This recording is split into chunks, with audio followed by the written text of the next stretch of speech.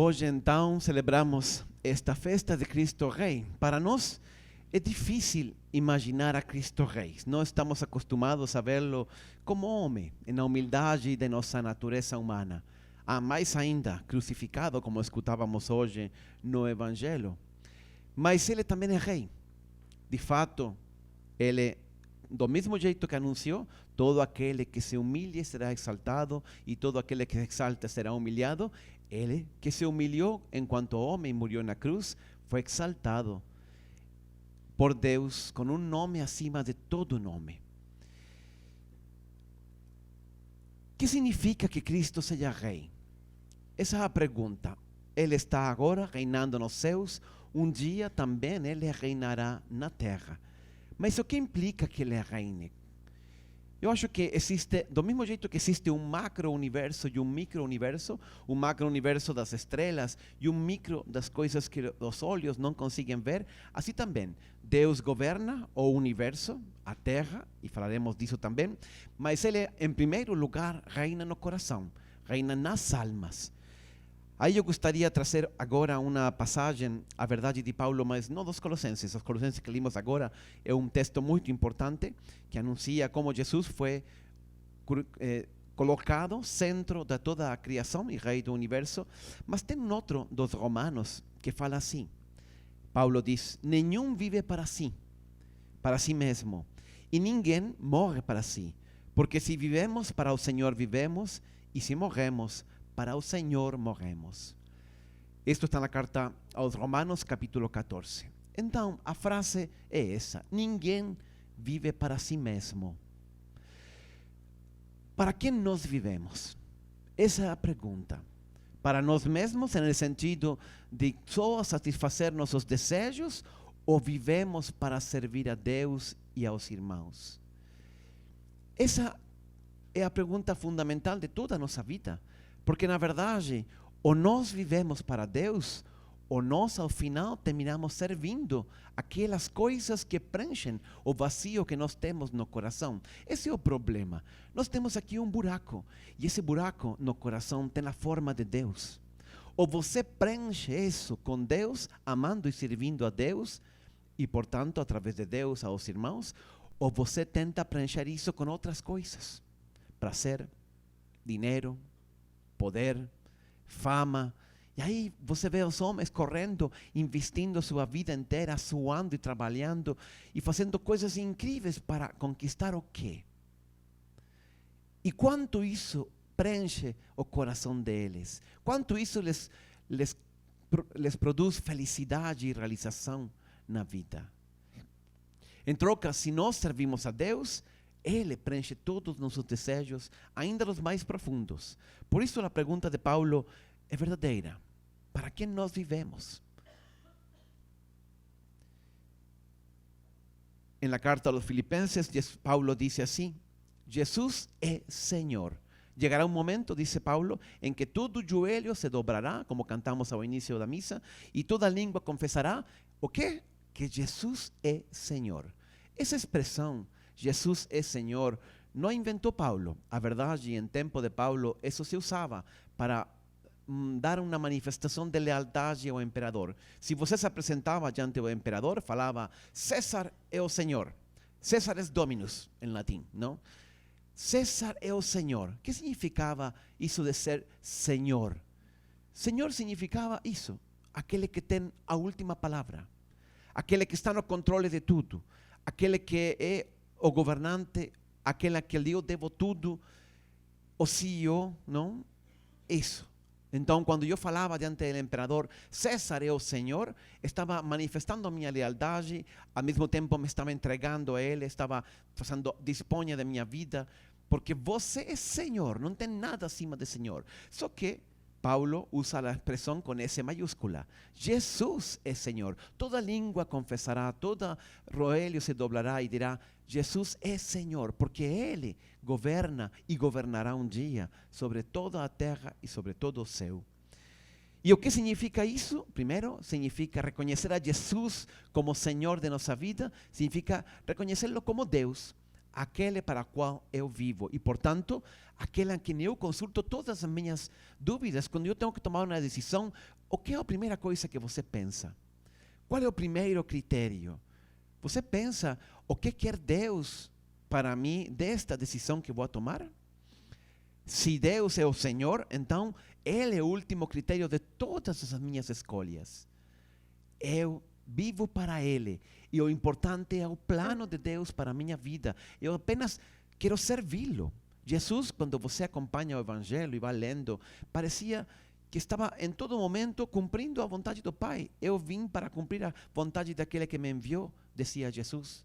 O meu alimento é fazer a vontade daquele que me enviou. E repite constantemente isso, porque para ele não existe outra coisa que a vontade do Pai. Portanto, dizer Senhor, fazê-lo Senhor de minha vida, é primeiro reconhecê-lo como Deus. Segundo, reconhecer que Ele está no controle. Quando você tem dificuldades, provações, sofrimentos, quando parece que o mundo está fora do controle, acredite, Deus está no controle. E diga, Jesus é Senhor. Tem uma doença que estou anos lutando contra eles, você diga, Jesus é Senhor. Tem um problema econômico, não consigo um trabalho, Jesus é Senhor, Ele está no controle. É verdade que às vezes é difícil entender muitas coisas. Faz pouco tempo eu estava falando com uma senhora que perdeu um sobrinho, um irmão, o filho de um irmão. E ele dizia, Padre, nós que rezamos tanto para que Deus sempre proteja a família. E aí, olha, essa criança morreu com poucos anos, que culpa tinha? Parece que Deus não está no controle, mas está sim. E Ele, de algum jeito, vai tirar alguma coisa boa disso. Deus não manda o sofrimento, Deus não mandou a morte dessa criança. Nós vivemos em um mundo quebrado. E este mundo quebrado, está a liberdade, foi um acidente, nesse caso a liberdade dos homens, que causou essa dor, esse sofrimento. Mas Deus sigue estando no controle e Ele pode converter isso em uma fonte de bem, em uma fonte de graça. Dizer Jesus é Senhor, reconhecer que Ele sempre está no controle e finalmente entregar a minha vida. Senhor, eu sou por você e para você. É a única coisa que conta, é a única importante. Esta, queridos irmãos, é a única decisão importante de toda a nossa vida. Por isso, hoje que celebramos esta festa de Cristo Rei, o meu convite é este: façam uma decisão por Cristo, de coração profunda. Coloquem a Jesus no centro de todas as suas aspirações e de todos os seus valores. Porque acredite, não importa, a pergunta importante não é se você vai servir ou não a Jesus. Na verdade, a pergunta é quando. Porque um dia todos vamos servir a Jesus. Porque todo joelho se dobrará e toda língua confessará que Jesus é Senhor. Por isso, nós temos que tomar uma decisão em nossa vida. Toda a vida, em certo sentido, se trata disso. Qual é a nossa escolha fundamental? E também muito importante, dilatar a decisão, ir empurrando com a barriga, não, para frente, essa decisão, não adianta também não. Porque não fazer uma escolha é escolher não servir a Jesus.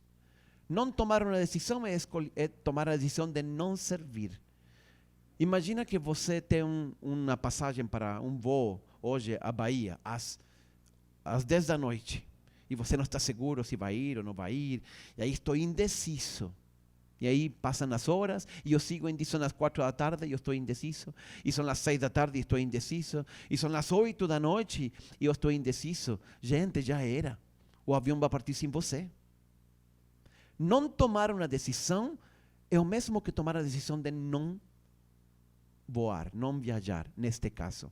Quando nós não tomamos a decisão, é o tempo que toma a decisão por nós. E quase sempre contra nós.